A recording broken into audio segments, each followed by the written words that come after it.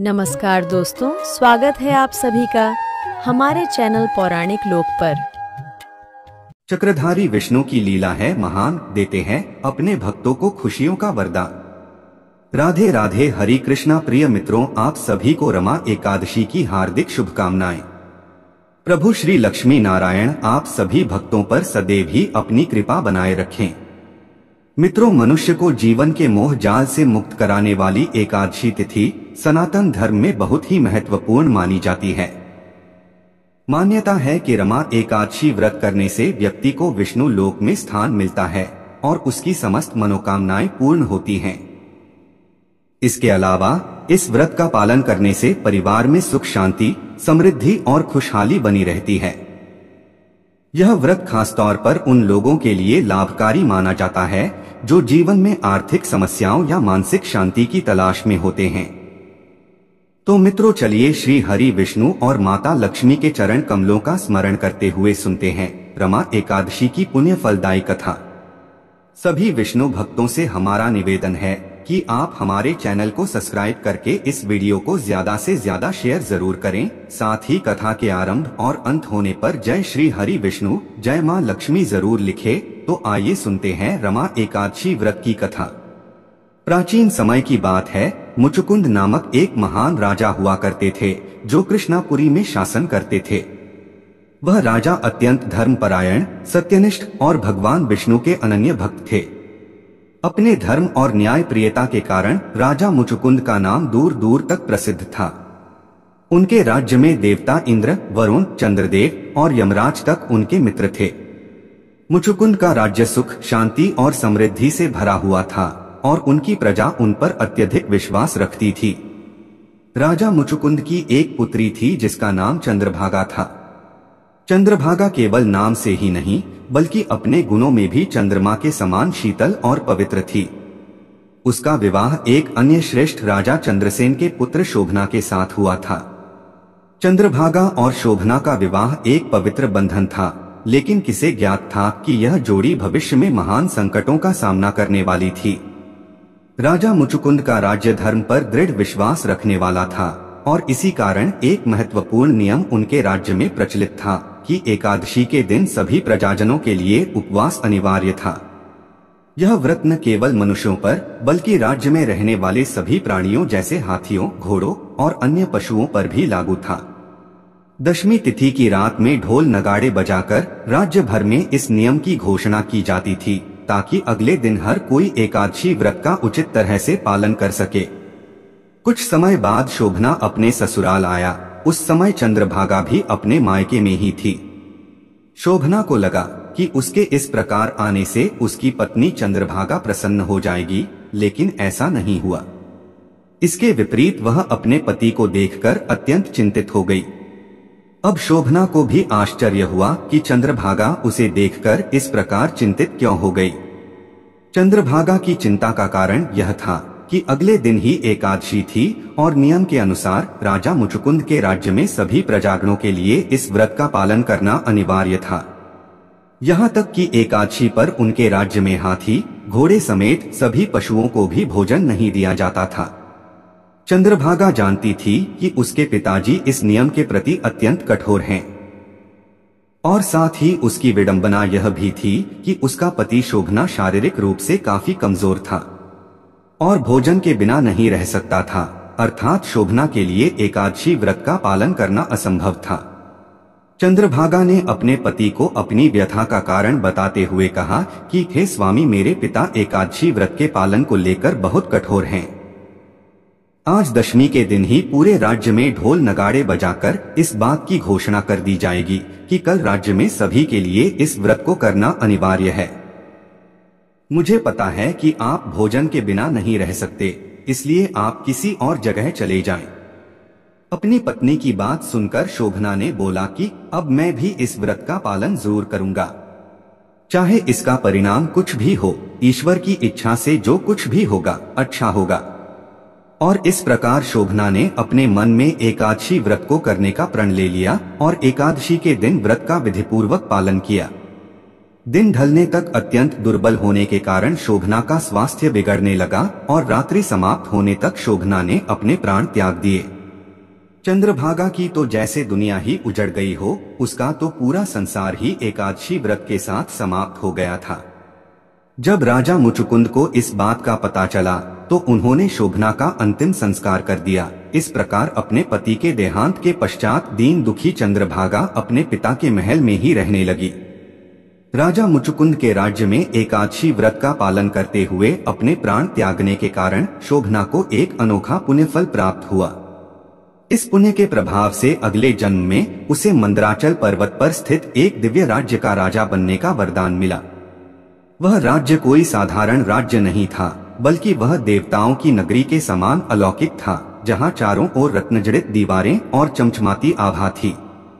शोभना अब उस राज्य का शासक बन गया और उसकी राजगद्दी इंद्रदेव के समान शोभायमान थी। हालांकि यह राज्य स्थायी नहीं था। शोभना जानता था कि यह अलौकिक राज्य उसे केवल एक अस्थायी काल के लिए ही प्राप्त हुआ है, क्योंकि उसने एकादशी व्रत बिना पूर्ण श्रद्धा के किया था। फिर भी वह संतुष्ट था कि उसे इस पुण्य का लाभ मिल रहा है। एक बार राजा शोभना के राज्य में सोमशर्मा नामक ब्राह्मण आया और राजा को देखकर वह अत्यंत चकित हो गया। उसके चकित होने का कारण यह था कि वह राजा मुचुकुंद के राज्य से आ रहा था और शोभना को पहचान गया था। राजा शोभना ने भी उसका आदर सत्कार किया। इसके पश्चात ब्राह्मण ने जब शोभना को उसके पूर्व जन्म के बारे में बताया तो उन्होंने अपनी पत्नी चंद्रभागा के बारे में पूछा। सोमशर्मा ने उत्तर देते हुए कहा, हे राजन, वहाँ सब कुशल मंगल है, लेकिन आपको इस राज्य की प्राप्ति किस प्रकार हुई? इसके बाद राजा शोभना ने बताया कि मुझे इसकी प्राप्ति एकादशी व्रत के फलस्वरूप हुई है, लेकिन मैंने यह व्रत अपूर्ण श्रद्धा से किया था, इसलिए मेरा यह राज्य स्थायी नहीं है। यदि आप मुचुकुंद और चंद्रभागा से सब वृत्तांत कहें तो यह स्थिर हो सकता है। ऐसा सुनकर उस श्रेष्ठ ब्राह्मण ने अपने नगर लौटकर चंद्रभागा और राजा मुचुकुंद को सारा वृत्तांत बताया। ब्राह्मण के वचन सुनकर चंद्रभागा बड़ी प्रसन्न हुई और बोली कि हे महाराज, ये सब बातें आपने प्रत्यक्ष देखी हैं या स्वप्न की बातें कर रहे हैं? ब्राह्मण कहने लगा कि हे पुत्री, मैं स्वयं तुम्हारे पति से मिलकर आ रहा हूँ। उनका नगर देवताओं के नगर से भी अधिक सुंदर है। चंद्रभागा ने अपने पिता से आशीर्वाद लिया और ब्राह्मण के साथ अपने पति के नगर को स्थायी करने का उपाय खोजने के लिए उस सुंदर नगर की ओर निकल पड़ी। पर्वत की तलहटी में वामदेव ऋषि का आश्रम था। उन्होंने ऋषि को प्रणाम किया और अपनी व्यथा कह सुनाई। उसकी व्यथा सुनकर ऋषि वामदेव ने वेदों से कुछ मंत्रों का उच्चारण किया और उसका अर्घ्यजल चंद्रभागा पर छिड़क दिया। उन्होंने कहा, हे पुत्री, तुमने जो अपने बाल्यकाल से एकादशी व्रत किया है, उसका संपूर्ण फल तुम अपने पति को प्रदान कर दो। ऐसा करने से उसका संपूर्ण राजपाट दीर्घ काल के लिए स्थायी हो जाएगा। उस महान ऋषि के अनुष्ठानों के प्रभाव से और अनेक एकादशियों के पुण्यफल के प्रभाव से चंद्रभागा का शरीर दिव्य रूप बन गया। इसके पश्चात चंद्रभागा अपने पति के नगर में पहुंची और राजा शोभना उसे देखकर हर्षित हो गए। अपने पति से मिलकर चंद्रभागा ने एकादशी का अर्जित किया हुआ पुण्यफल अपने पति को दे दिया। उसने कहा कि हे स्वामी, मैं 8 वर्ष की आयु से इस व्रत का श्रद्धापूर्वक पालन कर रही हूँ और इसका पुण्यफल मैं आपको प्रदान करती हूँ, जिससे आपका यह राजपाट स्थायी हो जाए। इससे राजा शोभना अत्यंत प्रसन्न हुए। अब तो चंद्रभागा अपने पति के साथ उसी महल में निवास करने लगी और दीर्घ काल तक राजा शोभना ने उस राज्य में सुखपूर्वक शासन किया। जो व्यक्ति इस एकादशी कथा का श्रवण करता है वह पापों से मुक्त हो जाता है और पुण्यफल का भागी बनता है। हे एकादशी माता, जिस प्रकार से आपने राजा शोभना और रानी चंद्रभागा को पुण्यफल दिया, इस प्रकार सबको देना। कथा समाप्त हुई। बोलिए मित्रों, जय श्री प्रभु लक्ष्मी नारायण। अब चलिए रमा एकादशी पर सुनते हैं 11 माता या एकादशी माता की कथा। प्राचीन समय की बात है। एक राज्य में एक महान राजा राज्य करते थे। राजा बहुत ही बुद्धिमान और बलशाली थे। राजा सदैव अपनी प्रजा का बहुत अच्छे से ध्यान रखते थे। प्रजा भी अपने राजा को बहुत पसंद करती थी। राजा की 2 बेटियां थीं। राजा अपनी दोनों बेटियों से बहुत प्रेम करते थे। राजा की छोटी बेटी देखने में बहुत सुंदर और आकर्षक थी और राजा की बड़ी बेटी छोटी बेटी के मुकाबले थोड़ा कम सुंदर थी। राजा की छोटी बेटी ग्यारस माता की पूजा किया करती थी। सभी लोग राजा की छोटी बेटी से बहुत प्रेम करते थे और बहुत प्रशंसा किया करते थे। राजा भी अपनी छोटी बेटी को बड़ी बेटी से अधिक प्रेम करता था, जिस कारण राजा की बड़ी बेटी को अपनी छोटी बहन से बहुत नफरत होने लगी थी।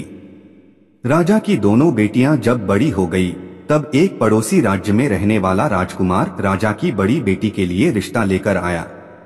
लेकिन जैसे ही उस राजकुमार की नजर राजा की छोटी बेटी पर पड़ी तो वह राजकुमार राजा की छोटी बेटी पर मोहित हो गया और उससे पहली नजर में प्रेम कर बैठा।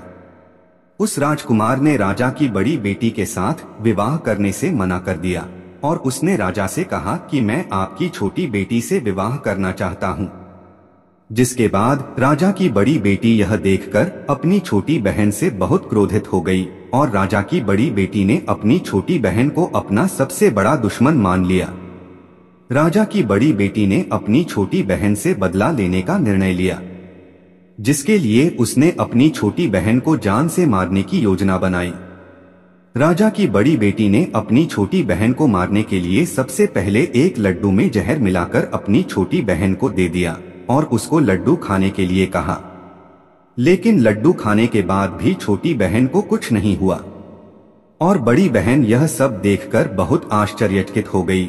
लेकिन बड़ी बहन ने हार नहीं मानी और जब रात में छोटी बहन अपने कमरे में सो रही थी तो उसने एक मटके में सांप को रखकर कमरे में छोड़ दिया। लेकिन सांप भी छोटी बहन का कुछ नहीं कर पाया। जिसके बाद बड़ी बहन ने अपनी छोटी बहन से कहा कि चलो हम लोग कुएं से पानी भरकर लाते हैं।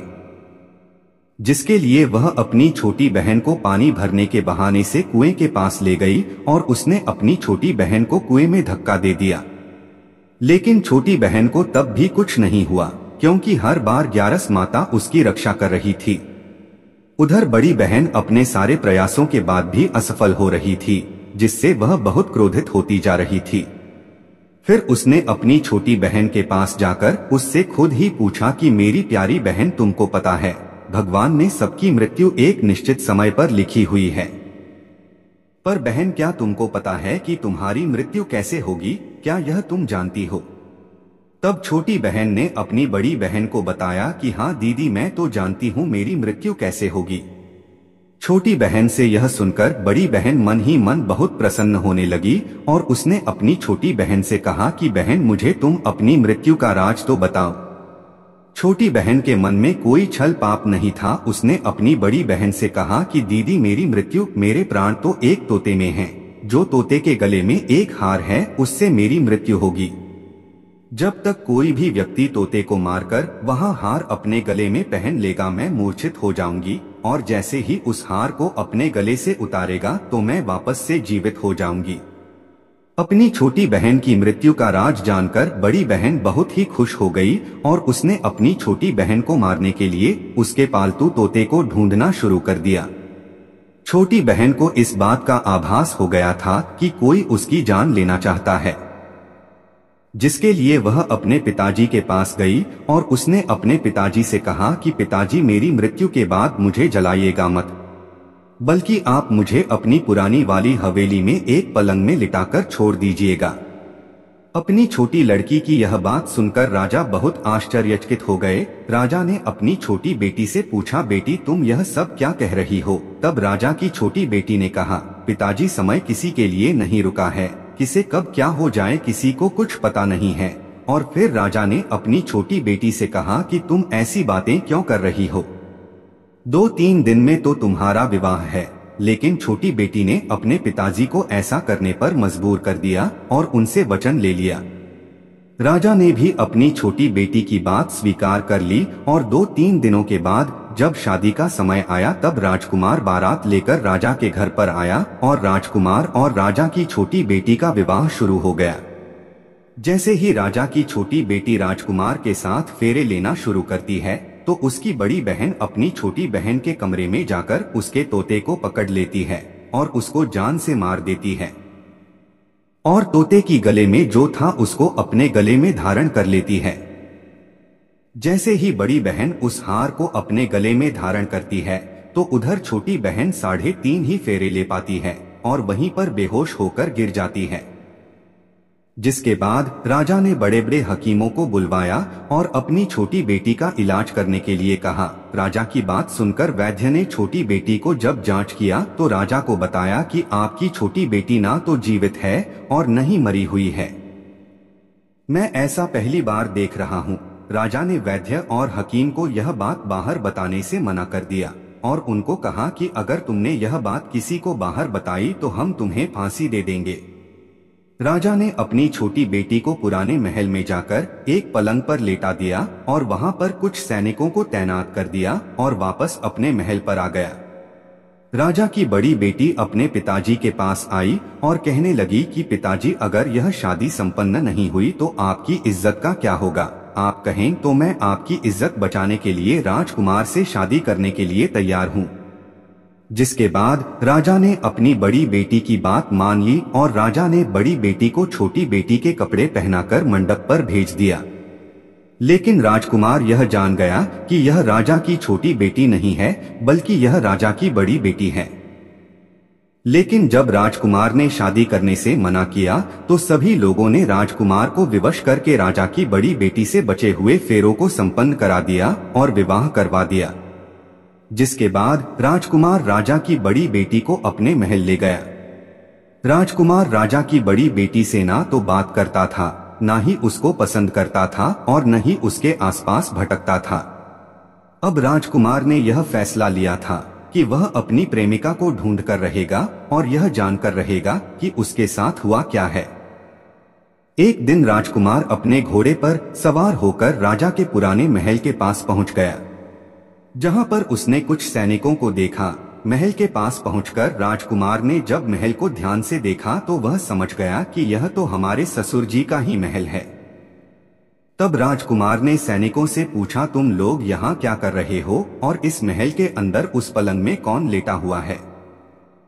जिसके बाद सैनिकों ने बताया कि यहाँ पर राजा की छोटी बेटी बहुत समय से सोई हुई है। यह सब सुनकर राजकुमार बहुत प्रसन्न हो गया और वह तुरंत अपनी प्रेमिका के पास पहुंच गया और उसकी सेवा करने लगा। जैसे ही रात हुई तो राजा की छोटी बेटी उठकर खड़ी हो गई। राजकुमार यह देखकर बहुत खुश हो गया। उसने अपनी प्रेमिका से पूछा कि तुम यहाँ क्या कर रही हो? तुम मेरे साथ मेरे घर चलो। राजा की छोटी बेटी ने राजकुमार को सारी बातें बता दें कि मेरी जान एक तोते में बसी थी और मैंने यह बात सिर्फ अपनी बड़ी बहन को बताई थी और मुझे पता है कि उसने ही मुझे मारने का प्रयास किया है। उसके पास एक हार है जिसको वह सुबह पहन लेती है और रात को उतार देती है। जब तक वह हार को पहन कर रहती है तब तक मैं मूर्छित रहती हूँ और जैसे ही वह इस हार को उतार देती है तो मैं जीवित हो जाती हूँ। वो कहती है जब तक मेरी बड़ी बहन के पास वह हार है तब तक मैं ऐसे ही जीवित और मूर्छित होती रहूंगी। अगर मेरी बड़ी बहन के पास जो हार है वह मेरे हाथ में लग जाए तो मैं हमेशा के लिए जीवित हो जाऊंगी। राजकुमार ने यह बात सुनकर राजा की छोटी बेटी के पास रहने का निर्णय ले लिया और उसने अपने बचे हुए सारे फेरे उस पलंग में लेटी राजा की छोटी बेटी के साथ ले लिए और अपना विवाह पूर्ण कर लिया और वहीं पर ही रहने लगा। देखते ही देखते कुछ समय में राजा की छोटी बेटी और राजकुमार की पत्नी पेट से हो गई। एक दिन राजकुमार को किसी काम से बाहर जाना पड़ा। तब छोटी बहन के पेट में बहुत तेज दर्द होने लगा। उसने ग्यारस माता का आवाहन किया, जिसके बाद वहां पर ग्यारस माता प्रकट हुई और उन्होंने अपने भक्त के दर्द को दूर किया और उसे एक पुत्र की प्राप्ति करवाई। उसी समय वहां पर अचानक से राजकुमार भी आ गया। राजकुमार ने ग्यारस माता को देखा तो वह आश्चर्यचकित हो गया और उसने तुरंत माता को प्रणाम किया और ग्यारस माता ने राजकुमार से कहा कि जब तुम्हारा पुत्र 5 वर्ष का हो जाए तो तुम अपनी पत्नी का हार लाकर इसके गले में डाल देना। और देखते ही देखते राजकुमार और राजा की छोटी बेटी का पुत्र 5 वर्ष का हो जाता है।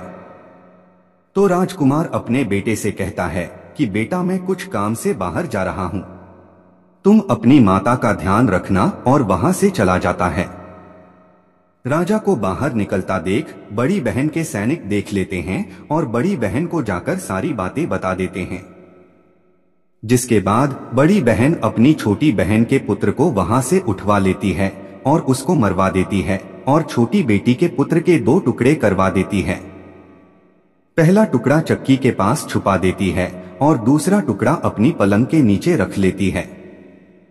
अब ग्यारस माता भिखारी का रूप लेकर उसकी बड़ी बहन के दरवाजे पर आती हैं और बड़ी बहन के पास चली जाती हैं, जिसके बाद वहां पर भिक्षा मांगने लगती हैं।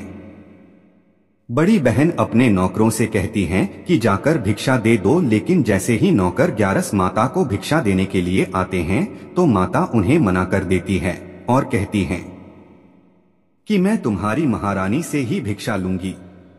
जिसके बाद बड़ी बहन स्वयं ही भिक्षा देने के लिए माता के पास आती हैं।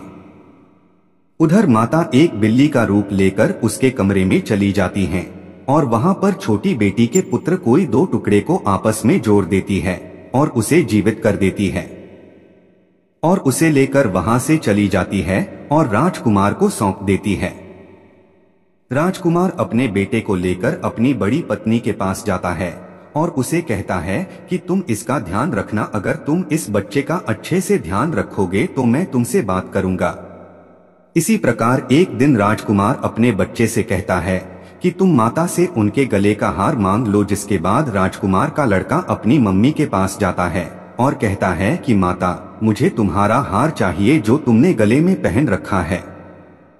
यह सुनकर पहले तो बड़ी बहन बहुत क्रोधित होती है, पर उसको यह याद आता है कि राजकुमार ने कहा था कि अगर मैं इस बच्चे का ध्यान अच्छे से रखूंगी तो वह मुझसे बात करेंगे, जिसके कारण वह हार को उस बच्चे को दे देती है। वह बच्चा तुरंत ही उस हार को ले जाकर अपने पिताजी को दे देता है और तभी राजकुमार अपने बेटे को लेकर वहां से जाने लगता है और अपनी पत्नी से कहता है कि तुम हमारे लिए खाना बनाकर रखना, मैं शाम को आकर तुम्हारे साथ खाऊंगा। और वह अपने बेटे को लेकर वहां से चला जाता है।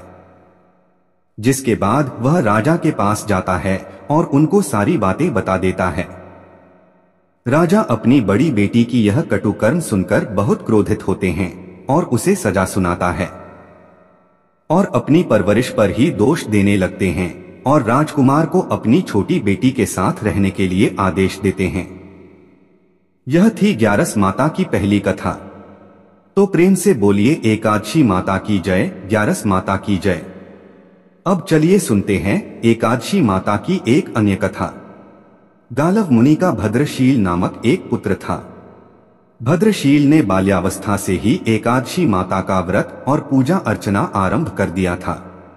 वो सच्ची श्रद्धा और निष्ठा भाव से पूरे दिन एकदशी का व्रत करता और कथा सुनता। शाम के समय ब्राह्मणों को भोजन करवाया करता तथा पूरी रात्रि श्रीमन नारायण नारायण हरि हरि का जाप करता। अगले दिन यानी कि द्वादशी को एकादशी व्रत का पारण करके ही भोजन ग्रहण किया करता था।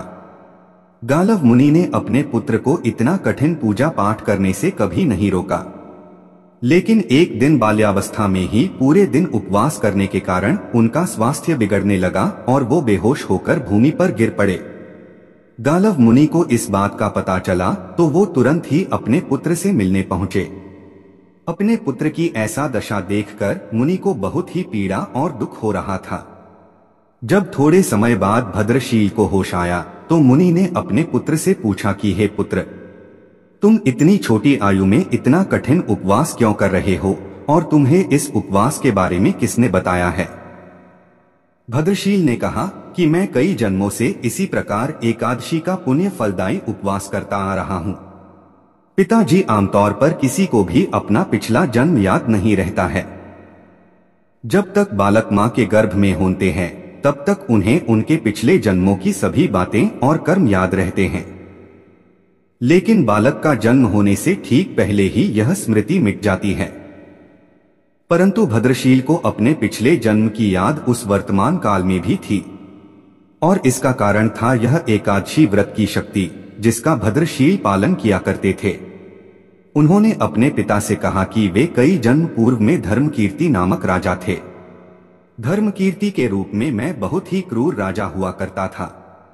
उसके राज्य की प्रजा उसे बिल्कुल भी पसंद नहीं करती थी, क्यों धर्म कीर्ति उन पर बहुत अत्याचार किया करता था। जीवन में ऐसा कोई पाप नहीं बचा था जो उसने न किया हो। एक समय की बात है, वह सूर्य उदय होने से पहले ही अपने सैनिकों के साथ शिकार पर गया हुआ था। वहां पर उसने जंगल में एक अत्यंत ही सुंदर और आकर्षक हिरण को देखा। राजा को वो हिरण बहुत ही मोहित कर रहा था और उसे वो हिरण अब किसी भी कीमत पर राजा को चाहिए था। राजा ने उस हिरण को पकड़ने के लिए अपने सैनिकों को उस हिरण को चारों ओर से घेरने के लिए कहा। राजा ने कहा कि जो भी हिरण को भागने देगा उसका पूरा परिवार मार डाला जाएगा। हिरण ने यह सुना और सोचा, बेचारे सैनिक, अगर मैं किसी भी सैनिक के पास से भागा तो इनके परिवार को यह दुष्ट राजा अवश्य ही मार देगा, और मैं नहीं चाहता कि मेरे कारण किसी भी निर्दोष प्राणी का अहित हो। इसलिए हिरण किसी सैनिक के पास से भागने के बजाय राजा के पास से निकल भागा। राजा ने अकेले ही हिरण का पीछा करना शुरू कर दिया और अंत में खुद को एक घने जंगल के बीच में पाया। अब सूर्यास्त होने के कारण राजा उस घने जंगल के अंदर फंस गया। राजा को हिरण कहीं भी दिखाई नहीं दे रहा था। वहां से बाहर आने के लिए राजा दिन भर उस घने जंगल में रास्ता खोजता रहा, परंतु रात्रि होने के कारण उसे कुछ भी समझ नहीं आ रहा था। इसलिए राजा ने एक पेड़ के नीचे ही रात बिताने की योजना बनाई। उसने पूरे दिन में कुछ भी नहीं खाया था और उसे चारों ओर से खतरनाक जानवरों के गुर्राने की आवाज सुनाई दे रही थी, इसलिए वह सो नहीं पा रहा था। राजा को अब अपने जीवन पर संकट दिखाई दे रहा था। डर के कारण राजा ने श्री हरि विष्णु से प्रार्थना करना शुरू कर दिया और रात भर श्रीमन नारायण हरि का जाप करता रहा। उसके दुष्ट कर्मों के कारण सुबह होते ही उसकी मृत्यु हो गई। यमदूत आए और उसे यमराज के पास ले गए। जब यमराज ने पूछा, तुम लोग इन्हें यहाँ क्यों लाए हो? इनका स्थान वैकुंठ में भगवान महाविष्णु के परम धाम में है। तब यमदूतों ने कहा, लेकिन महाराज, यह तो महापापी है। इसने जीवन भर अनेकों पाप किए हैं, इसे तो कठोर से कठोर दंड मिलना चाहिए। यह सब सुनकर यमराज बोले, नहीं, इसके जो भी पाप कर्म थे वह सब चले गए हैं, ये अब पवित्र हैं। क्योंकि जिस दिन उनकी मृत्यु हुई वह एकादशी की परम फलदायी तिथि थी। राजा ने उस दिन शिकार पर आने के कारण कुछ भी नहीं खाया था और रात्रि में जंगल में भटकने के कारण भी इनका उपवास ही रहा। इस प्रकार से राजा ने दिन भर उपवास किया और रात में जागते हुए श्री हरि का स्मरण किया। इस पुण्य कर्म से उनके सारे पाप दूर हो गए और वे पवित्र हो गए। यमराज ने स्वयं एक स्वर्ण रथ बुलवाया और राजा को वैकुंठ भेज दिया। जब लोगों को इस बारे में पृथ्वी लोक में पता चला तो वे सभी एकादशी व्रत का पालन करने के लिए और अधिक सुखपूर्वक जीवन जीने लगे। हे एकादशी माता, जैसे आपने राजा पर कृपा की, हम सभी भक्तों पर भी अपनी कृपा यूं ही बनाए रखना। तो बोलिए, 11 माता की जय हो, एकादशी माता की जय हो। श्रीमन नारायण हरि हरि, श्रीमन नारायण हरि हरि।